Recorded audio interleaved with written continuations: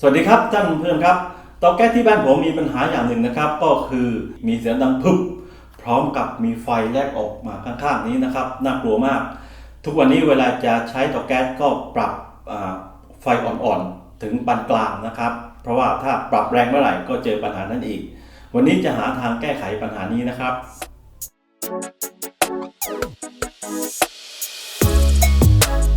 ผมจะทดลองเปิดให้ท่านผู้ชมดูครับ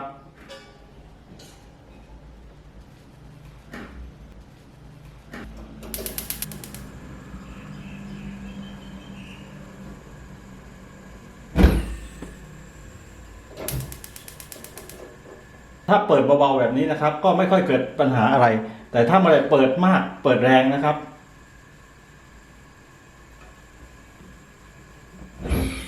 ครับทั้งสองตัวนะครับมาดูตัวนี้นี่ครับ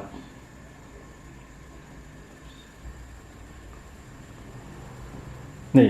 มีเปลวไฟติดนะครับตรงนี้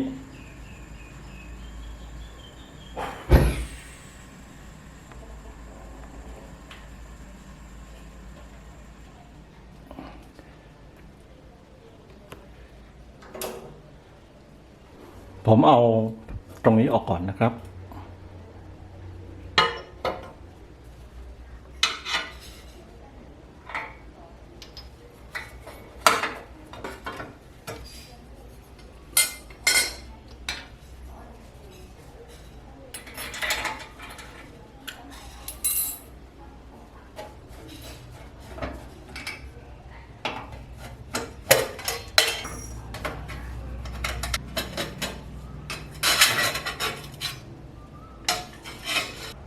ตรงหัวเตานะครับส่วนบนส่วนที่เป็นช่องที่ให้แก๊สไหลออกมาเนี่ยจะมีร่องอยู่ตรงนี้เขาทำเป็นตกบ่าเอาไว้นะครับร่องตรงนี้มีความสำคัญมากครับเพราะว่า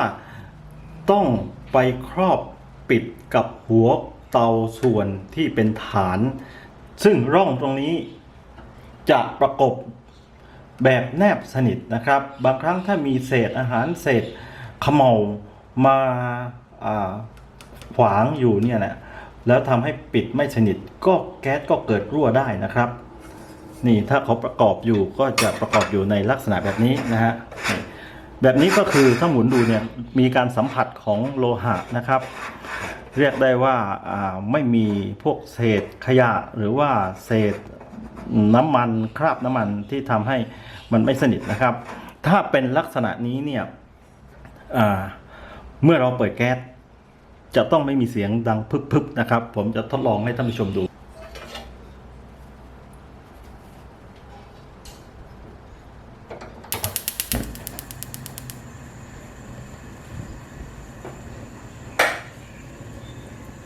นะครับไม่ว่าเราจะเปิดเบาผมเปิดให้ดูว่าอันนี้ผมเปิดแรงสุดนะครับหรือเปิดเบา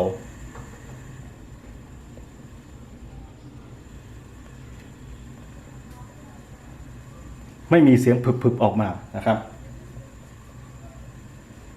เปิดสุด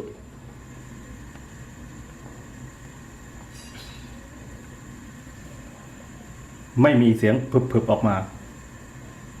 โอเคงั้นผมขอปิดแก๊สนะครับ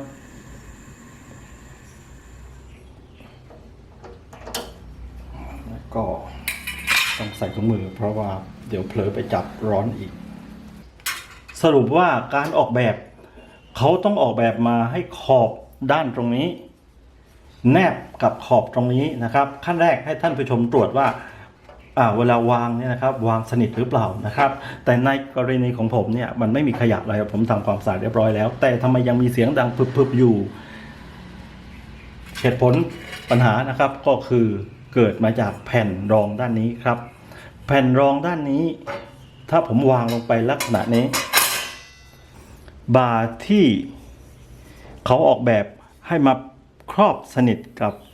ส่วนตรงนี้เนี่ยมาไม่ถึงก็คือว่ามาค้ำมายันอยู่กับแผ่นที่อยู่ด้านล่างนั่นเองนะครับนี่เพราะฉะนั้นแก๊สก็รั่วออกมาจากด้านข้างแล้วก็ติดผึบพับผึบพับผึบพับอยู่ตลอด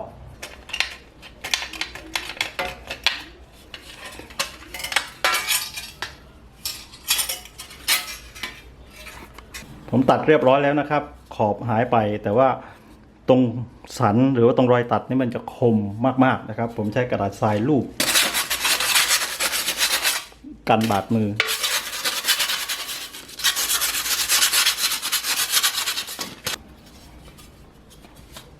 คราวนี้ผมจะประกอบกับ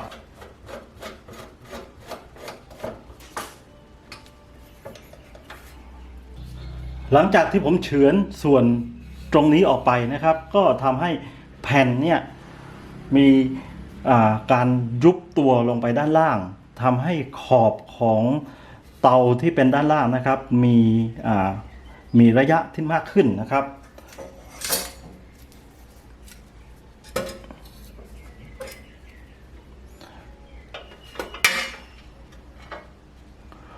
วัดได้ประมาณ12หรือ10เกือบ13มิลเพราะฉะนั้นถ้าผมเอาแผ่นด้านบนมาวางนะครับก็สามารถนั่งอยู่บนขอบได้พอดีแบบนี้นะครับไม่ใช่นั่งอยู่บนแผ่นบางๆด้านล่างแต่นั่งอยู่บนฐานเตาด้านล่างนะครับถ้าเป็นแบบนี้จะไม่มีช่องว่างให้แก๊สรั่วออกมาเดี๋ยวจะทดลองให้ดูครับ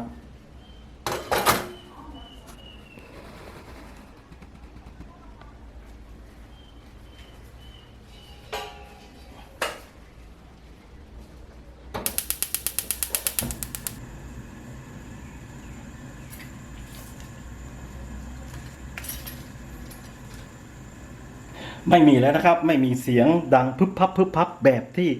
เป็นอยู่แต่ว่าอันนี้เป็นการซ่อมแบบมีการตัดชิ้นส่วนออกซึ่งพอทำอย่างนี้นะเตาแก๊สก็หมดประกันนะครับแต่ของผมเนี่ยมันหมดอยู่แล้วทำนานมากแล้วเอาละผมยังมีภาระที่ต้องทำอีก1หัวนะครับก็คือหัวตัวนี้นี่ยังไม่ได้ทำผมจะใช้วิธีทำแบบเดียวกันนะครับ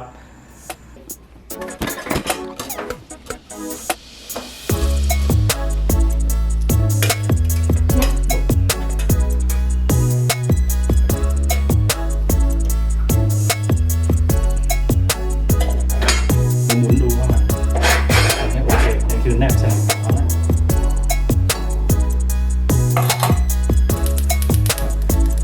ไป ดีไหมครับหนูจะทำอะไรทำช็อตง่ายเอาเลยคิดว่าน่าจะได้ผลนะครับ เพราะว่าตอนนี้ก็คือเริ่มใช้งานจริงแล้ว แต่ว่าวิธีการแก้ไขของท่านผู้ชมรุ่นหรือว่าแบบยี่ห้อของท่านผู้ชมอาจจะไม่ได้ต้องตัดแบบผมก็ได้นะครับ เพียงแค่ดูว่าระยะห่างของตัวแผ่นกระจายแก๊สด้านบนเนี่ยต้องครอบสนิทกับตัวฐานนะครับที่มีบ่านะถ้าเกิดว่าตรงนั้นมีขยะหรือขยับของผมเนี่ยมีการเสียรูปหรือว่าการบิดตัวของแผ่นด้านล่างนะครับมันทำให้เผยพอเผยแก๊สก็รั่วในส่วนที่ด้านบนออกมาแล้วก็ติดกับผับแต่ว่าตอนนี้หลังจากที่ใช้งานไปพักหนึ่งแล้วนะครับเงียบสนิทนะครับน่าจะแก้ปัญหาได้ 100%ถ้าว่าท่านผู้ชมเห็นว่ามีประโยชน์ก็คลิกแชร์ให้กับท่านผู้ชมท่านอื่นนะครับและถ้าเกิดว่ายังไม่ได้ติดตามรับชมสมชาย DIY ก็คลิกติดตามด้วยนะครับสัปดาห์นี้ลาไปก่อนแล้วพบกันใหม่สัปดาห์หน้าสวัสดีครับดีไม่รู้ไม่มีเสียงพึบพับอ่ะดีค่ะพ่อจะได้กินไหมอันนี้มันแข็งแล้ว